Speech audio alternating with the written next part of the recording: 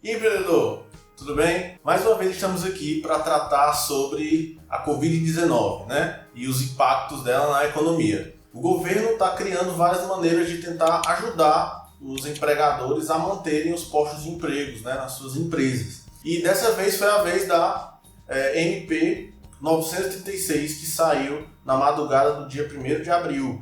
Né? Na verdade foi entre o dia 1º de abril e o dia 2 de abril. Na madrugada fomos todos surpreendidos com ela pela manhã e muitas notícias sobre o assunto. E é sobre ela que a gente vai falar hoje. Ela trata sobre a suspensão do contrato de trabalho e também sobre a redução da carga horária e, consequentemente, do salário também, tá certo? Vamos falar sobre elas duas hoje, tá bom? Se tiver alguma dúvida sobre isso, fica até o final do vídeo para você entender bem e saber como você pode aplicar isso na sua empresa, tá bom? Vamos falar primeiramente sobre a redução da carga horária, tá? Não é uma redução salarial como muitos dizem, né? É uma redução na carga horária e, consequentemente, uma redução proporcional no salário no final do mês. Mas o salário hora, ele não pode ser reduzido de maneira alguma, né? É inconstitucional até, certo? É importante também deixar bem claro a diferença nessas medidas, né? A suspensão é a paralisação do trabalho, a paralisação do contrato de trabalho. São aquelas empresas que não têm como funcionar, não está tendo operação, ou a operação está muito fraca e o empresário vai colocar alguns em suspensão enquanto outros estão trabalhando. A redução da carga horária é quando a empresa consegue funcionar, mas num horário reduzido e consegue atender toda a demanda. Então o empregador vai e reduz ali a carga horária, trabalha 8 horas por dia, agora vai trabalhar 6 horas, agora vai trabalhar 4 horas. Essa redução o governo vai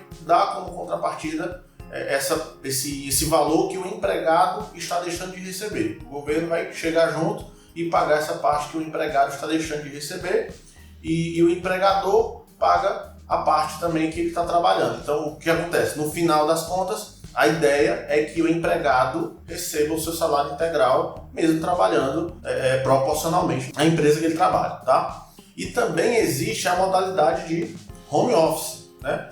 Home office é quando o empregado trabalha na casa dele, né? Ou seja, as atividades continuam normalmente e ele trabalha em casa, né? Então, essa medida provisória não fala nada sobre o home office. Então, assim, quem trabalha em casa, home office, horário normal, o empregador tem que pagar normal, tá? Se ele trabalha proporcionalmente, poderá haver essa redução na jornada proporcionalmente, né? E se ele não trabalhar, aí é devido à suspensão, né? É interessante a suspensão. Lembrando que todas essas possibilidades, elas têm que ser acordadas com o funcionário, ele tem que concordar, né? Na medida provisória aqui, que foi o que a gente está conversando, existe o acordo individual, que é quando o empregador entra em contato diretamente com o funcionário e faz esse acordo, ele concorda, ou seja, ele tem que concordar, e ambos assinam um acordo individual, né? Quando o salário do funcionário for até R$ 3.135, certo? E acima de R$ 12.203, esse acordo pode ser individual. O empregador entra em contato com o empregado, vocês combinam, concordam, assinam o termo e pronto, fica válido essa modalidade que a MP 936 está trazendo. Quando o salário do funcionário é entre R$ 3.135 e R$ 12.203, esse acordo tem que ser obrigatoriamente acordo coletivo intermediado pelo sindicato, tá? Outro ponto interessante é que ambas as maneiras, a suspensão e a redução, o funcionário tem estabilidade provisória. Se você fez um acordo de 60 dias, quando o acordo terminar, pelos outros 60 dias o funcionário não pode ser demitido, sob pena de o empregador ter que pagar a título de indenização todo o valor que o governo pagou para ele, certo? Então, esses prazos é o que a MP 936 especifica claramente, né? Nada impede de ter alguma alteração no meio do percurso, né? Se por acaso for decretado período de calamidade pública por mais tempo, alguma coisa pode ser estendida, né? Para se iniciar esse acordo, o que tem que ser feito? O empregador tem que chamar o empregado, conversar com ele, acordar, assinar o termo. A partir de quando o termo foi assinado, começa a valer a partir de 2 dias. A partir de 2 dias, está tudo certo para a suspensão ou para a redução de contrato de trabalho, tá? Após esse período, após o início, o empregador tem 10 dias para comunicar isso ao governo, né? O governo ainda vai especificar em novas normas como é que isso vai ser feito, em qual portal vai ser feito, de que maneira, mas o que ela diz é que se o empregador não comunicar nesse prazo de 10 dias, ele está correndo o risco de não ser aceito a suspensão, nem a redução, e ter que arcar com esses valores, mesmo já tendo combinado com o funcionário a suspensão ou a redução, certo? Para se iniciar, né, existe apenas uma possibilidade. Para encerrar o acordo, esse acordo com o funcionário, tanto no período de redução quanto de suspensão, existem 3 possibilidades. Ou no final do acordo, você combinou 60 dias, terminou 60 dias, ele volta normalmente, tá? Ou caso o período de calamidade pública seja cancelado, né? Vamos supor que você combinou 60 dias, mas com 30 dias o período de calamidade pública foi cancelado, está tudo normalizado. O empregado já pode voltar e invalida o acordo feito anteriormente, tá? Ou então, se o empregador vê a necessidade de que o empregado volte logo a trabalhar, né? Vamos supor que você combinou ali 60 dias e com 30 dias a demanda aumentou, as coisas estão dando certo, você pode convidá-lo novamente. Ele tem 2 dias para voltar a trabalhar normalmente, tá certo? Um ponto a ser levado em consideração é que as empresas que faturaram mais do que 4,8 milhões em 2019 não podem optar, na verdade podem optar pela suspensão de contrato de trabalho, mas só que o governo não vai arcar com 100% do salário. A empresa vai ter que pagar a título de indenização 30% para o funcionário, certo? Então, as empresas que faturaram menos do que isso podem optar pela suspensão e o governo vai pagar 100%. Mas as empresas que faturaram mais de 4,8 milhões em 2019 podem optar pela suspensão, né, como eu estava dizendo, mas o governo não vai arcar com 100%, vai arcar apenas com 70%. E as empresas vão ter que pagar o restante, que seriam os 30%. Tá?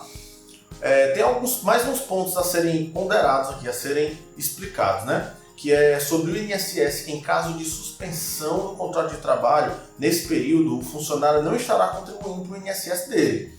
Então é importante que o funcionário pague o INSS avulso, né, como contribuinte facultativo, porque senão esse período não vai contar para a aposentadoria dele, para a carência em caso de pedido de auxílio-doença, essas coisas, tá? Outro ponto também a ser considerado é sobre o seguro-desemprego.